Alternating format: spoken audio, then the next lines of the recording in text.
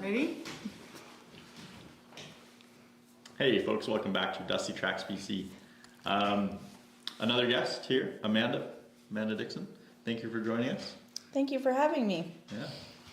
So I work for AQ'AM Community Enterprises. I'm the operations assistant. So I touch base on our accounts receivable, our accounts payable, some of our HR. I do the payroll for 2 of our companies. And so we branch off, so AQ'AM Community Enterprise as our economic development business owns AQ'AM Trading Limited Partnership, which is our gas station. I run their HR, their accounts receivable, their accounts payable, and their payroll. Mm-hmm. And then there's our AQ'AM Flagging and Safety, which I run their payroll, their accounts receivable, same across the board there. And then we also have our ARLP, which I also do their accounts receivable and accounts payable for that company also, which is our AQ'AM Resources Limited Partnership, which most of our economic businesses are through ARLP. And that's mostly, so in that sector, I mostly just pay the bills or deposit the checks at that rate in that section. It's pretty busy business over here, so I do a lot of things, I'd say. Yeah, she's the admin. Yeah, like the main admin person. Yeah. Yeah. So when Ashley and Paul came back, probably before they came back, because you need the funding to get over there. But so you would have heard about the grocer.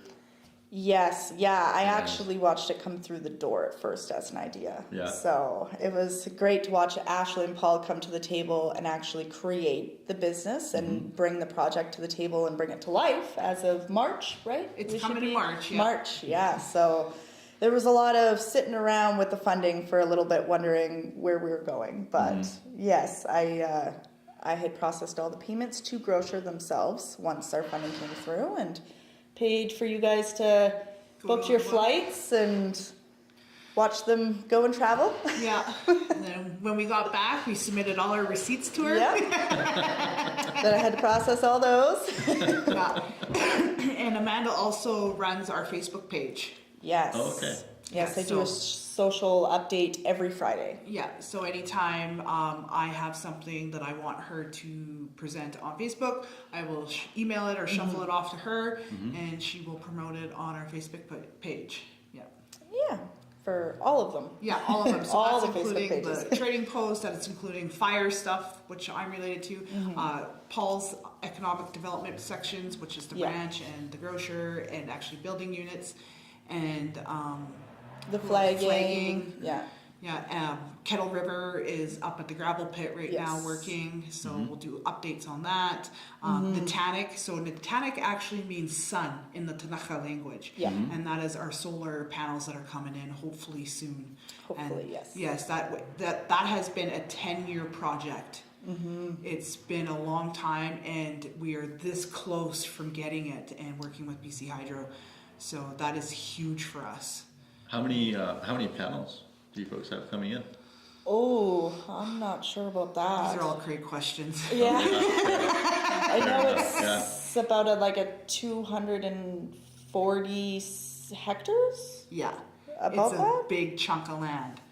So So it's, not panels, but in hectares. yeah. So Yeah. I'm not too sure how many panels are coming, but like Amanda said, it was a lot of hectares. And it's actually the spot where we're putting the panels is a known area for us getting a lot of sun. So that's why they're putting it there. So we're going to get that early morning sun, because you got to remember we got the Rocky Mountains and the Purcell Mountains on the other side. So it will get that early morning sun, and it will get the latest day of sunlight also. Yeah. So we'll have that continuous solar usage. Yeah. Yeah. Yeah, so hopefully that happens soon. Everyone's excited about that one.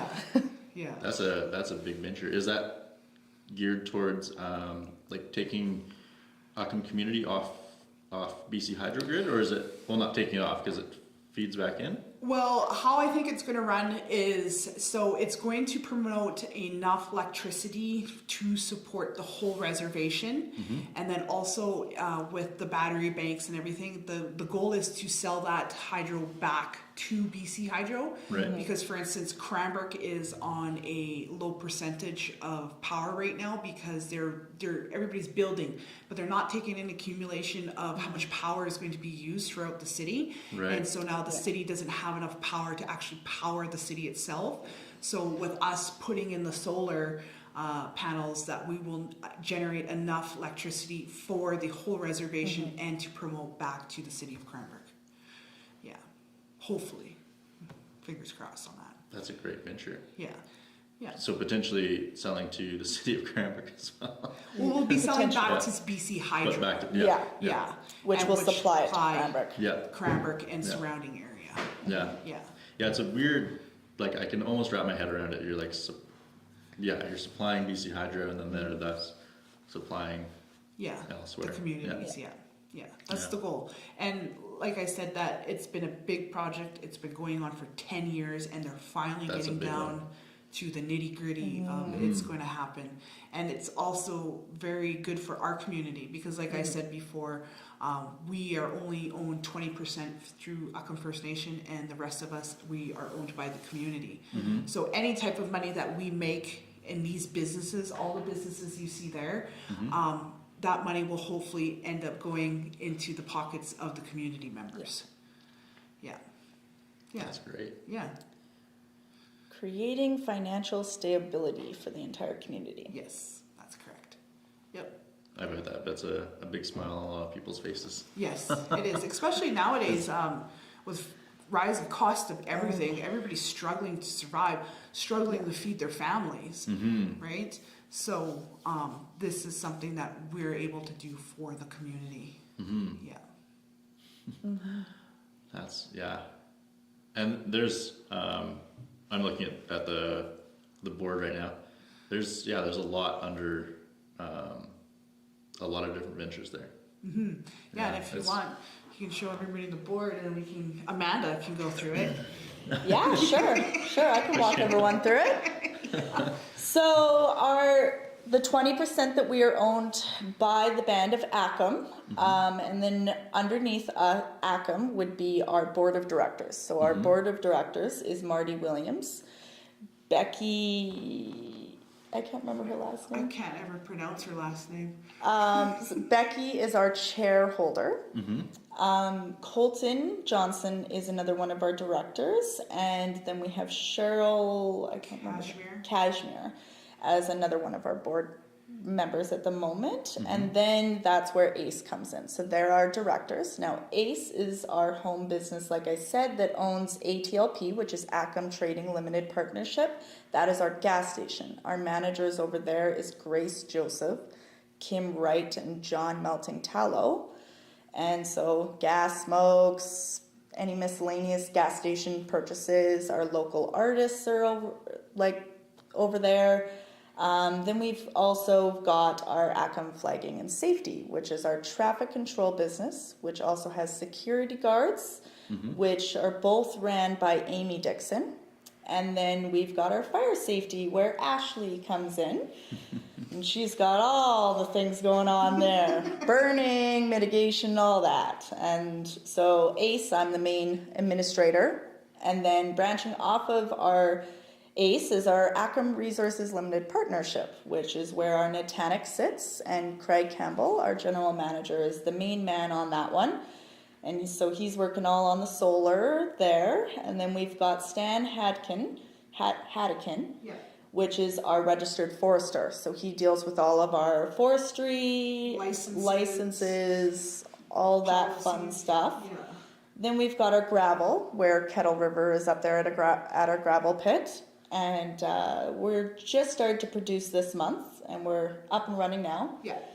So that's nice. And then we've got Paul, where he does a few things. He's got the grocer and our ranch, and he also does our economic development with our land, property, tourism, all the fun little projects that he gets to work on.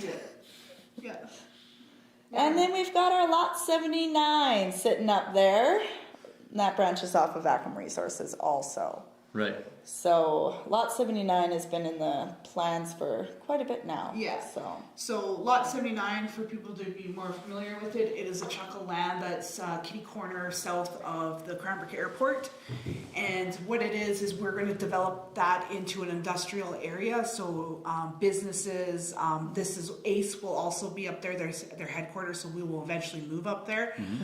And the flagging with all the fleets, because we have a ton of trucks. Oh, yeah. If you looked across the street, all of those trucks are ours. Right. And then also the fire safety stuff and all my equipment, and that will be our hub for the fire people. And that's eventually where I would like to put the manufacturing. And then also I also have in the books to start a fire school. Yeah, burning school. So that will also be placed up there. Yeah. We didn't really touch on that because that's just another dream. That's it, yeah. I was gonna say I don't recall hearing about fire. Yeah, and fire that is in a works between Bob Gray, myself, and Finesse all want to put that hub here Yeah. in the East Kootenays. Yeah. There's a lot of drive behind it then. Sorry? There's a lot of drive behind it already, and Yeah, yeah, and it's not just my dream, it's all, it's a bunch of people's dreams. We just needed a location, and we figured Lot 79 is gonna be a perfect location because we're on reservation, we're super close to the airport, so our helicopters, our bombers, and everything will be there. Right, yeah. Yeah, it's all right there, Yeah. and we can do all our training, and then also we can do all the prescribed burning that's surrounding the Kootenay area. Yeah. Yeah, because AFS will also be, our AQ'AM flagging and safety will also be in-house training hopefully this summer with me and Amy. Amy and myself will be training traffic control. So we'll be able to train in-house, and then we'll be hopefully hosting regular security guard training in-house also. So we're hoping to have a nice facility up there where we can all train comfortably. Yeah. So like I explained before, ACE would like to offer training at least once a month, whether if it's traffic control, security, firefighting, anything else that we're bringing to the table. So like, for instance, when we start bringing people on for the grocery units, we'll have to train them, right? Yeah. So we want to be able to be a training facility also as a development corporation. Right? Because we want to make sure that we're doing that in-house training so that our employees are being trained the way we want them to work. Yeah. And that it secures a safety issue too, right? So that's the whole goal of ACE and the surrounding area of ACE. That's quite big. That's wow.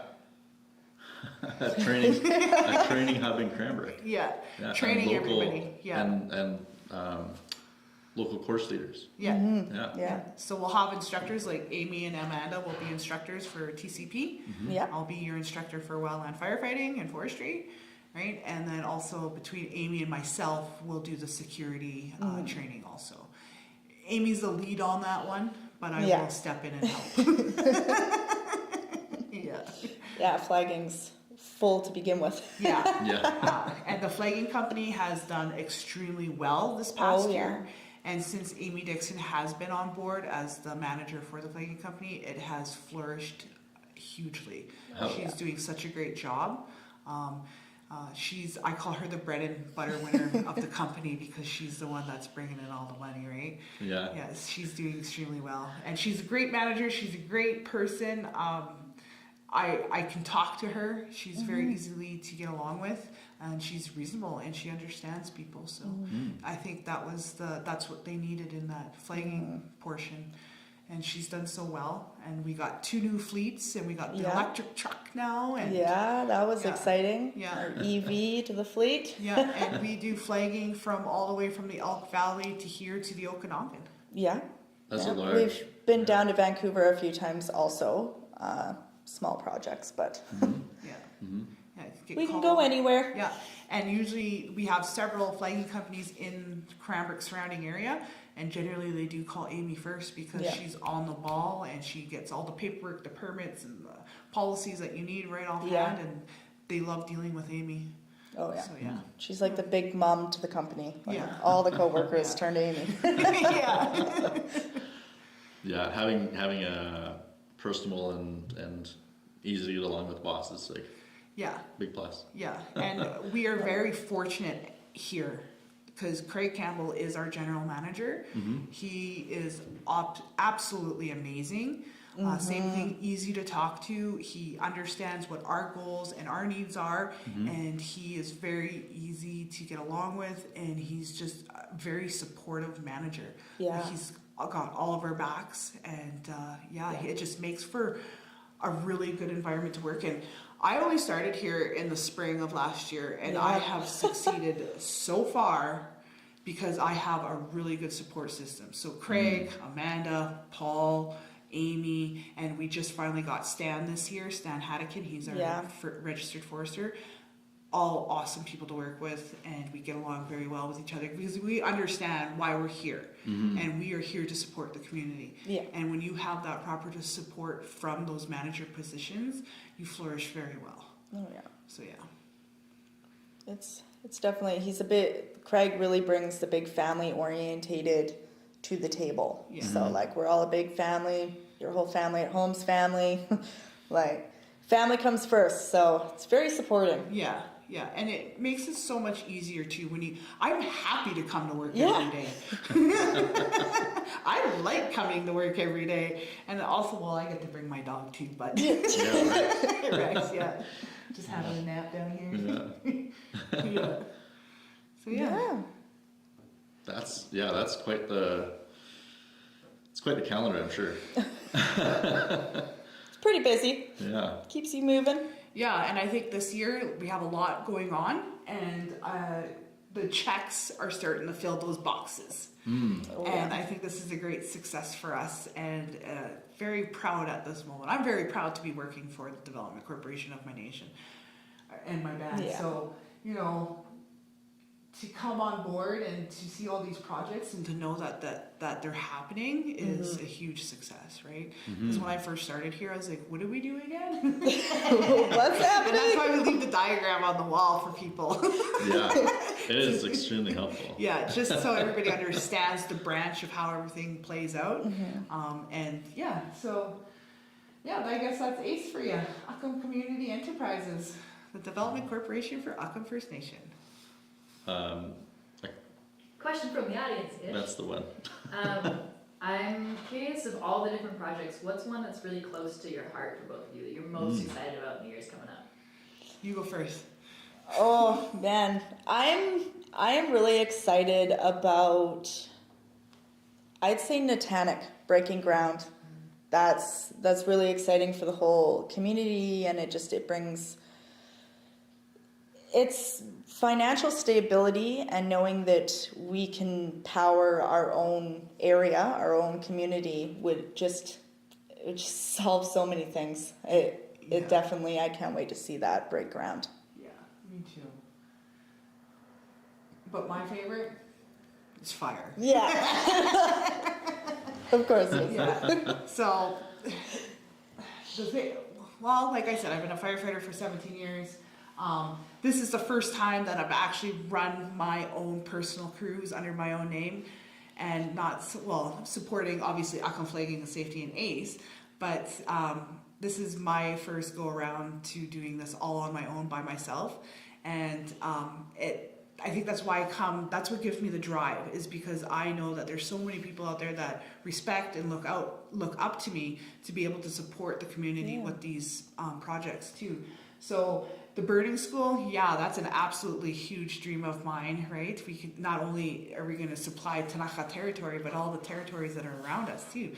And also we can take multiple people from Canada and the United States and bring them up here to do schooling, And then having the firefighting crews, of course, it's always going to be a love and a passion of mine.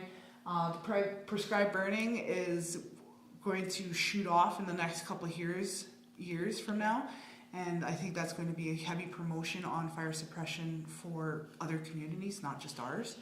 And mitigation also falls into that, right? So if you like to run a saw and you like to cut down some trees, come see me. Come have a chat. Ashley will train you. Yeah. And the grocer is another thing. I really think the grocer is a good idea. I love the ranch aspect of things.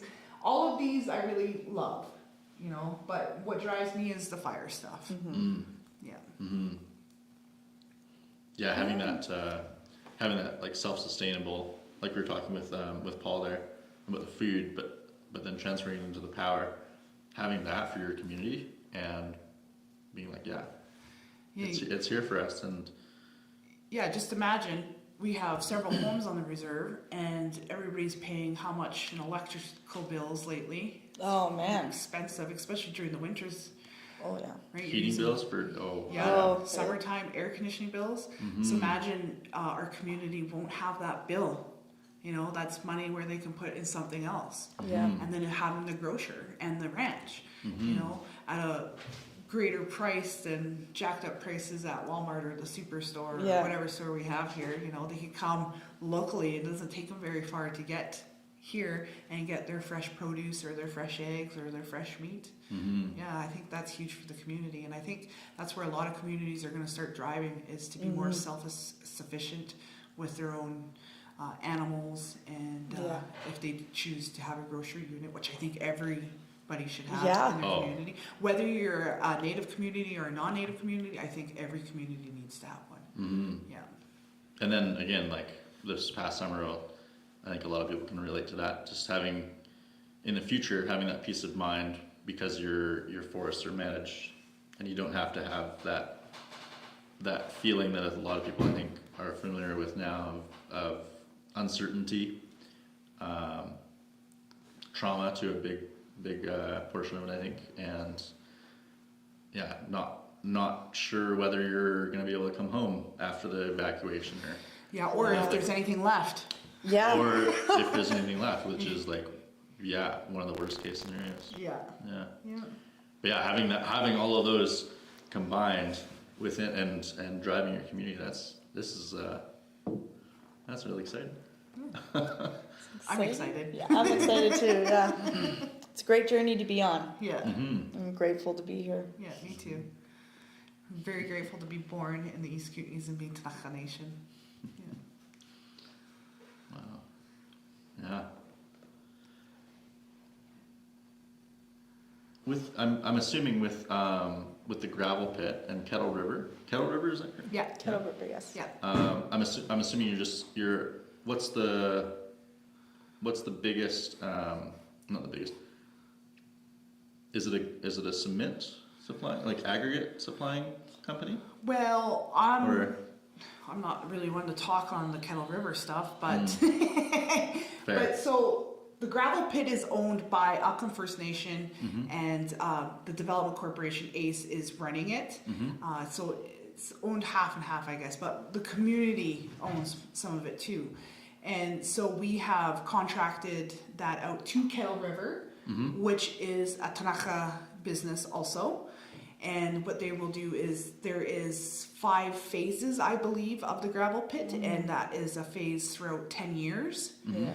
And then, so there is a lands agreement of the operations of how the gravel pit and the size and whatever else they have going on with them. And then, so I know that the gravel can be used for gravel pits, for gravelled roads. And then whatever else they choose to use gravel for, I don't know. I'm not in the construction. Well, Kettle River works a lot with like BC Hydro and Fortis, and so they do a lot of things there for them. So they have some of their sites, they bring in gravel quite a bit. So they could be actually taking the gravel straight from our gravel pit instead of the bigger companies like Salvador and stuff in town, and be using that out on their sites, doing whichever it is that time, gas lines or hydro lines. TELUS lines a few times I think they've done too. So there's quite a bit of things there. I know that we're going to branch out, hopefully. Yeah. Yeah. And I do know that we are eventually, like I said, we're cross-training a lot of our people, and we have people that want to work in the gravel pit running the machines or driving truck. Yeah. So yeah. We'll do everything here. Yeah. It really sounds like it, yeah. Yeah. Next, do you have a projected date for breaking ground on lot 79 there? Well, before we even get there, lot 79 and surrounding area needs to be mitigated first because, and then lot 79 actually has to be clear cut. And then I should say, want to come in, and I'm doing this with the city of Cranbrook, colliding with them to do a prescribed burn in that area, because after the last year's fire, and we did that prescribed burning, the airport was highly thankful and appreciated of all the work that we did to do that before we got to the point, or before the wildfire came and almost took out the airport. So they want us, the airport wants us actually to come in on the south side, which is where lot 79 is, and burn all the way to the tarmac of the airport. So that is City of Cranbrook, and we want to join with them to burn that whole lot 79 and surrounding area. So we'll bring the burn right down to the St. Mary's River, and it will collide on the east side with, it will line up with the prescribed burn that we did last spring. Yeah. And then moving forward with the facilities to house the training. Yeah, so I'm hoping 2025 we'll be able to break ground. So the goal is to try to get this mitigated as soon as possible. So we'll either start this spring or in the fall to get it prepped and ready for prescribed burning. Yeah. And then be shovel ready for hopefully 2025. Yeah. So the goal is to hopefully get it broken, the ground broken in 2025. But we don't know. Things change, right? That is a big project. That's the goal, to have it within the next couple of years up and running. Yeah. Hopefully. And we have lots of other businesses who are very interested in putting their buildings in that area. So we can't have everybody else waiting for us, so we got to make sure that we get it done sooner than later. Yeah. So potentially 2026 there could be a building there with classes being held for I don't know, rock truck driving or firefighting, chainsaw safety, Traffic control, TCP, security. security. So hopefully, by 2026, fingers crossed, we Yeah. have our big building there. Yeah. Wow, that's a short timeline. Yeah. Well, I think lot In the grand 79 scheme of was things. an idea for the last couple years. At least that, yes. Yeah. So now that I'm really pushing on lot 79, because a lot of my dreams and hopes rely on that chunk of land, I will push it a bit further. And I really want to help with the development of lot 79 too. So yeah, I'll be right in there like a dirty sock. Wow. Yeah. Busy. Very busy. Yeah. And we haven't even talked about the bees yet. No. The bees will be in thought 2 years from now, hopefully. Yeah. Yeah. Yeah. You did mention a fire school, and I'm guessing that's another iron in the fire for later on. Yeah. So that will be that will hopefully be on lot 79, which is what we're planning, and it will be a school for people to come and train all of their classes, what they need for wildland firefighting. That's including your S100, your 185, your back burning and firing, and your pumps and chainsaw courses, and then also add in prescribed burning into these entities, because I really want it to be a burning school, so that there is a lack of burn bosses in BC, let alone Canada, all in total. There's just a small handful of them. And we want to be able, like I said, there's over 500,000 hectares in BC alone that need to be burnt. So for us to be able to train these people and get them out there and working is going to be beneficial, not just for our company, but for BC and the rest of Canada. Exactly. So we can train little burn bosses and get them out there. Wow. I'm sure you'll see quite a few resumes. Yeah. Flying in. Oh, wow. Yeah, and it is very difficult, like, because I'm a burn boss in training, and I've been doing training for the last 4 or 5 years now, and it takes a lot, and you have to get so many prescribed burns under your belt before they'll sign off on your certificate. And considering that we've had such heavy fire seasons, and we've missed a lot of burns because we don't have equipment, because the Ministry of Forest is extremely busy during the fall season, and we're missing out on these burns that we shouldn't. And that's where the whole Ashey is going to build a burning unit, and we'll have all the equipment and everything that we need to do, so we don't have to rely on the equipment from Ministry of Forest, so that we can still conduct and continue burning on a regular basis, right? Because burning is a type of mitigation, and as we know, and we have great educational awareness of this, of the fire that happened here, that the wildfire jumped into the prescribed burn and slowed right down, and it stopped because there was no fuel for it to feast off of anymore. So, right, taking that one piece of your triangle out of there, the fuel, whatever the fire is eating, it was removed. And it was, when the fire did happen, I thought it was quite interesting, because when I was on the road, one side is the prescribed burn and the other side was the wildfire, and I watched the wildfire shoot up the hill, and it came down and it backburned really nicely beside the prescribed burn, and I thought that was very odd. I was like, does it know there's no fuel over here? It's just, Yeah, and it didn't jump the road until it got into a patch where we didn't burn, and it jumped into that, and then it got into the prescribed burn, and then it slowed right down, and they were able to catch it and they stopped it. Yeah, so it was very interesting seeing that wildfire rip through here and how it reacted against the prescribed burn. Yeah, yeah. Rex, come here. Trying to operate the camera. Look at the camera, lady. I think we're getting close to the end here. Is there anything that you think we should touch on that we haven't touched on that you want to highlight? I don't know. I think we've repeated, and hopefully you guys got your story. I hope so. Anything else you want to add, Amanda? No, I think that we got it pretty much well there. Yeah, Yeah. I think if we shuffle you guys over to the story, you'll get the whole story input. And the story is quite big for us. Like I said, the store actually originally used to be in this building. Yeah. And this used to originally be the first band office.